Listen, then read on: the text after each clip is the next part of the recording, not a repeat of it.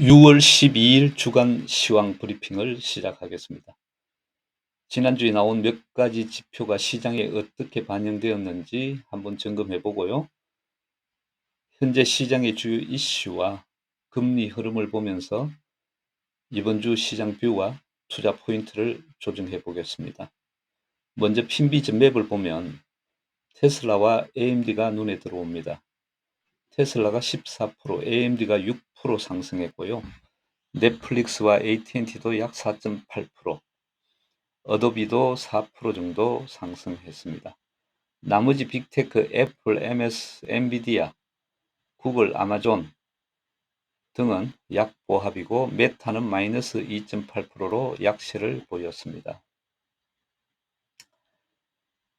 차익 매물이 나오면서 3대 지수도 비슷한 흐름을 보였는데요. 소형주 러셀 2000이 약 3% 정도 올랐고 나스닥 다우 S&P는 보합으로 나타났습니다. 유일하게 돋보인 테슬라의 경우에는 지난주 호재가 많이 나왔죠. 포드와 GM이 테슬라 차지 네트워크에 참여하기로 하면서 상승세를 이었는데요. 아마 이 부분으로 32년까지 54억 달러 약 7조 원 정도 수익이 발생될 것으로 이렇게 보고 있습니다. 전체 이익에 크게 기여되는 것은 아니나 시장을 주도한다는 이미지가 더욱 강화될 것으로 보이고 서비스 부문으로 수익원이 확대된다는 기대감을 키워주기 때문에 오른 것이 아닌가 싶습니다. 계속될 수 있을는지 관심을 가지고 한번 볼 필요가 있습니다. 나머지 또 하나 종목을 소개하자면 워너브라더스 디스커버리입니다. 작년 4월에 워너브라더스와 디스커버리가 합병을 하고 난 이후 줄곧 적자를 면치 못하고 있는데요. 최근 CEO를 교체하고 부채 디레버리징을 통해서 자산 구조 조정을 하고 있습니다. 거기에다가 엔터테인먼트 부분 OTT 사업에서 가입자 증가를 보여주면서 흑자 전환 수익 기대감을 보이면서 상승한 것이 아닌가 싶습니다. 시장의 컨센서스는 24년도에는 흑자 전환이 가능하다 이렇게 보고 있습니다. 참고로 CNN과 디스커버리 미디어를 자회사로 두고 있습니다. 관심을 가지고 지켜볼 필요가 있다 이렇게 생각됩니다.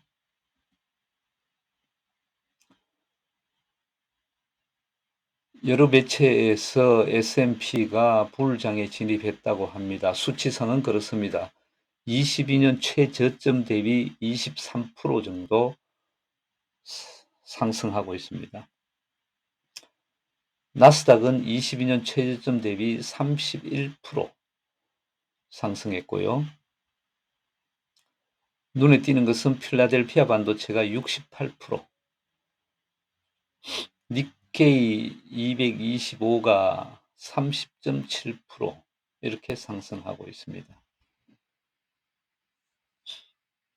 역시 23년도에도 23%, 22년 최저점 대비 30.7% 이렇게 상승했을 뿐만 아니라 21년 최고점 대비해서도 이미 최고점을 4.8%나 초과한 니케이 225가 현재 상황으로 보면 가장 안정되고 탄력성이 좋은 지수가 되었습니다. 지수 투자 시에 참고할 만한 데이터죠. 그러면 지금부터 지난주에 발표된 지표와 시장의 반영 상황을 한번 알아보겠습니다. 지난 6월 5일 날 비제조업 5월 PMI가 발표되었죠. 또 6월 2일 신규 고용 34만 명으로 양호한 수치가 나왔습니다. 이 부분이 시장에 어떻게 반영되었는지 한번 보겠습니다. 6월 2일 신규 고용이 약 34만으로 잘 나오니까 인플레 우려가 되면서 시장 금리는 상승했습니다. 약 8bp 상승했고요. 뛰었고요. 5월 비제조업 서비스 PMI가 전월에 비해서 완화되면서 인플레 완화 기대감이 나오면서 시장 금리는 약 8bp 내렸습니다. 경기와 소비에 영향을 직접 미치는 지표이기 때문에 금리가 민감하게 반응하고 있습니다. 결국 주식을 비롯한 자산시장이 금리에 지배받기 때문에 역시 금리와 인플레에 민감하게 반응할 수밖에 없을 것으로 보입니다.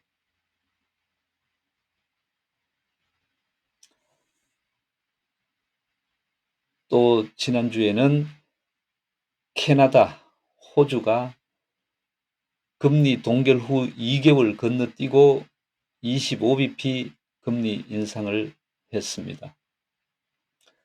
이 건으로 인해서 미국의 시장 금리에 반응은 없었고 또 주식시장에도 반응이 없었습니다. 그런데 그 사례로 인해서 연준도 이번 6월에 금리를 동결하게 되면 이후에 다시 금리를 인상을 재개할 수 있다는 우려감은 주었다. 이렇게 볼 수 있죠. 지난주에 미국의 4월 무역수지 적자가 6개월 만에 최대 폭이라고 발표되었는데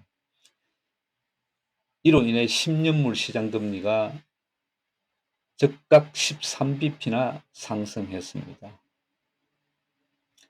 우리나라와는 반대로 미국 무역수지 적자는 미국 내 소비가 나쁘지 않고 생각했던 것보다 경기가 괜찮겠다라는 인식을 주면서 10년물 금리가 상승했고 또 주식시장도 반대로 주식시장은 빠졌습니다. 그러나 그로 인해서 3개월 단기금리는 반응이 없었습니다.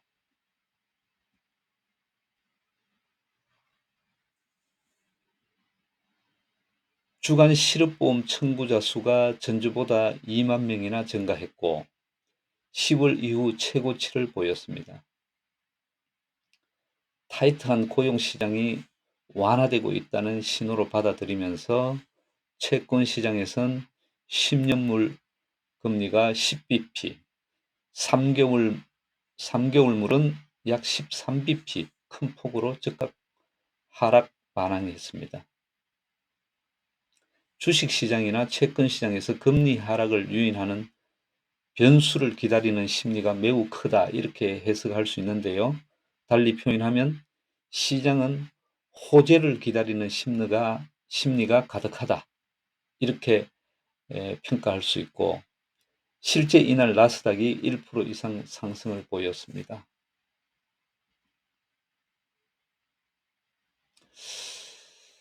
최근 고용지표가 혼재하는 가운데 시장이 이를 어떻게 인식하는가 경로를 한번 정리해 보았습니다.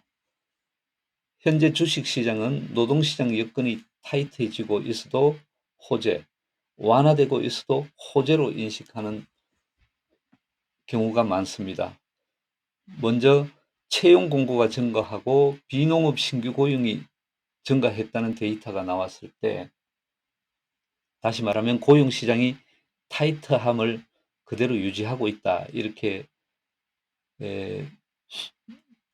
평가할 수 있는데 시장은 어떻게 반응했느냐 하면 그로 인해서 가계소득과 소비력이 유지되고 리세션 불황 우려가 오히려 감소하고 기업 실적이 우려했던 만큼 그렇게까지 가지 않을 것이다. 이렇게 우려감이 감소되고 해서 주식시장에서는 호재로 인식을 했습니다.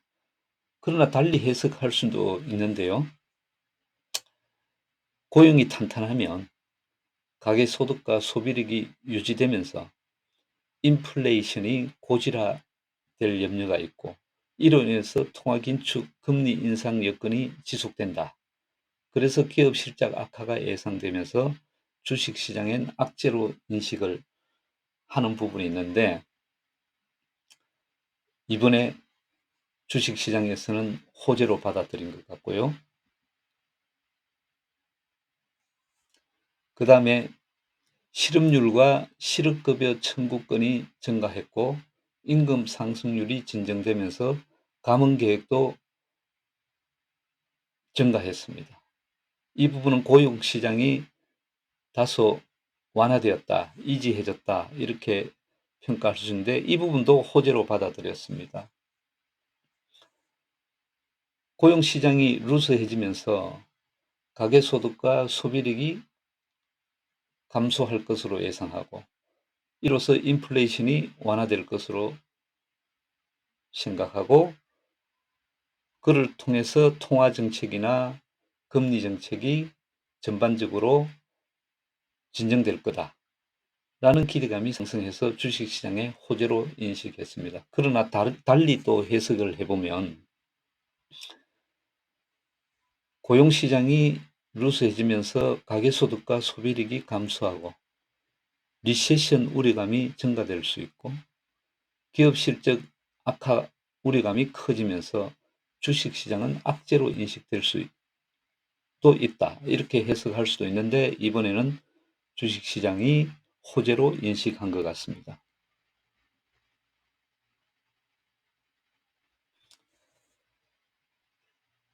6월 14일 FOMC 페드 금리가 어떻게 될지 한번 보겠습니다. 현재 페드와치 금리 선물 베팅을 보면 6월 14일 기준금리는 동결할 것이라는데 약 70% 가능성을 보이고 있습니다. 7월 26일 베팅을 보면 오히려 25bp 인상에 우세하게 나타나고 있습니다.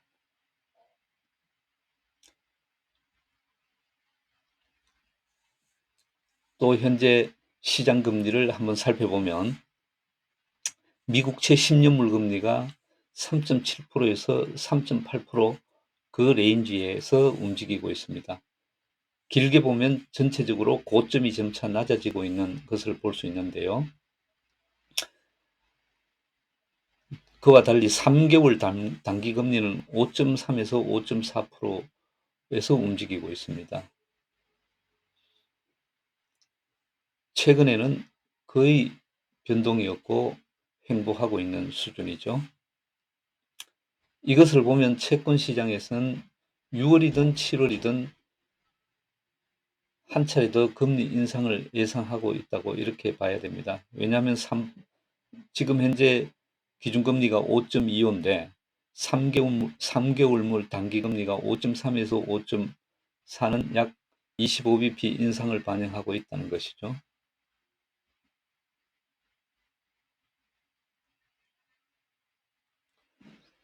그러면 다음 주 주요 일정을 다음 주가 아니구나. 이번 주 주요 일정을 한번 보겠습니다. 이번 주는 슈퍼위크라고 하죠. 미국 소비자 물가, 금리, 기준금리 변경, 또 일본, 유럽의 통화정책, 금리 변경이 발표됩니다. 한국 시간 기준으로 6월 13일 미국 소비자 인플레이션 기대치가 나오고요. 21시 30분에는 5월 소비자 물가지수가 나옵니다. 6월 14일에는 주간 원유 재고가 발표되고 또 21시 30분에는 5월 생산자 물가지수가 나옵니다. 또 6월 15일 한국 시간 새벽에 FOMC 금리가 결정되고 성명서가 발표되죠. 또 3시 30분 FOMC 파월 의장의 기자회견이 있습니다. 또 6월 15일 21시 15분에는 ECB 금리 결정이 있습니다. 21시 30분에는 5월 미국 소매 판매가 나오고요. 또 21시 30분에는 신규 실업수당 청구 건수가 발표됩니다.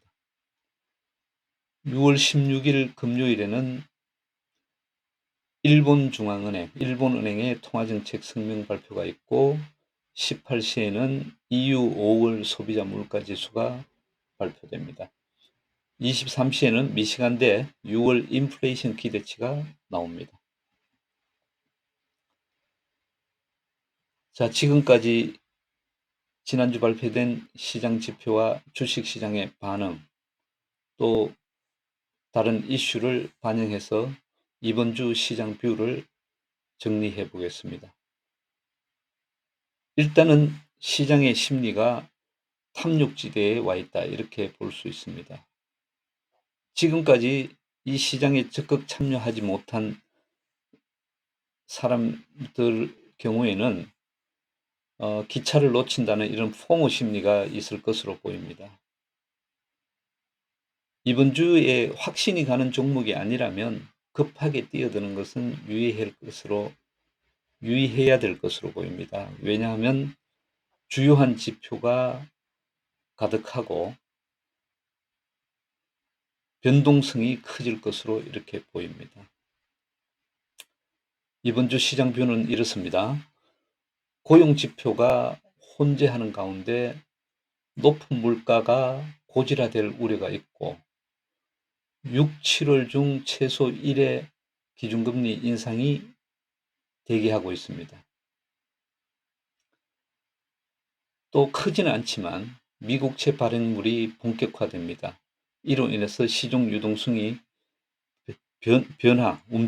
이동될 염려도 있고 감소될 염려도 있습니다. 그래서 그동안의 주식시장 상승세는 어느 정도 약화될 것으로 보입니다. 특히 이번 주에는 미국의 소비자 물가, 소매 판매, FOMC 기준금리 결정 뿐만 아니라 유럽, 일본 주요국의 경제지표와 통화정책이 나오고 선물 옵션 만기일도 끼어 있습니다. 그래서 시장 변동성이 여느 때보다는 확대될 가능성이 큽니다. 그래서 이번 주에는 미국의 빅테크주, 또 미국과 일본의 반도체주, 한국의 2차 전지 위주로 홀드하면서 나머지 부분 또는 또 이러한 종목 중에서 차익이 나는 부분은 차익 실현하고 포트를 조정할 생각이고요. 현금 보유를 좀 높이겠습니다. 한 3, 40% 정도 가져갈까 생각을 합니다. 인플레, 금리, 유동성, 리세션 등 지금껏 잠재된 우려가 돌출되면서 6, 7월 중에는 글로벌 조정이 있을 것으로 봅니다. 그렇지만은 시장의 심리가 워낙 좋아서 이대로 그냥 강세장으로 전환해 버릴 가능성도 있습니다. 그렇기 때문에 성장이 크게 기대되는 양자 컴퓨팅, UAM, 항암, 신약 재료주에 대해서는 성장이 높은 종목에 대해서는 5% 내외 비중으로 가져갈까 생각 중입니다. 지금까지 이번 주 투자 포인트도 정리했습니다. 이번 주에는 슈퍼위크인 만큼 변동성이 커질 것으로 우려되는 만큼 시장의 참여는 보수적으로 임해야 된다고 봅니다. 이상입니다.